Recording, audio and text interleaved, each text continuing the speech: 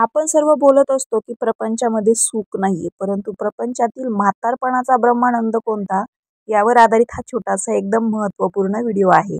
ब्रह्मानंद म्हणजे शेवटी काय? ही 12 आनंदाची गोळा बेरीज आज मी तुम्हाला सांगते. 1. आई होण्यापेक्षाही आजी होण्याचा आनंद. नातवंडाच्या कृपेने अंगावरील कपडे ओले झाल्याचा वत्सल्य आनंद. नातवंडांनी केलेले हट्ट पुरविण्याचा गोड आनंद. सुनेने न मागता आणून दिलेल्या चहाचा व औषध घेतले का या प्रेमळ चौकशीचा सात्विक आनंद. वाढदिवसाला मुलांनी दिलेल्या शालीचा उपदार आनंद.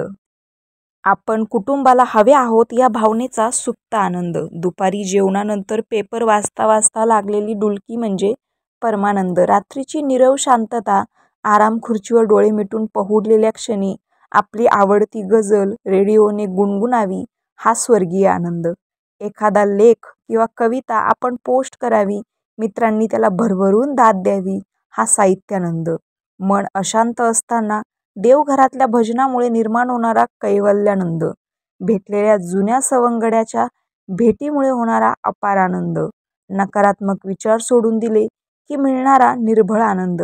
आणि या सर्व आनंदाची बेरीज करून ती मनाच्या कप्प्यात साठविली की पडल्या पडल्या लागलेली शांत झोप म्हणजेच ब्रह्मानंद. रामकृष्ण हरी.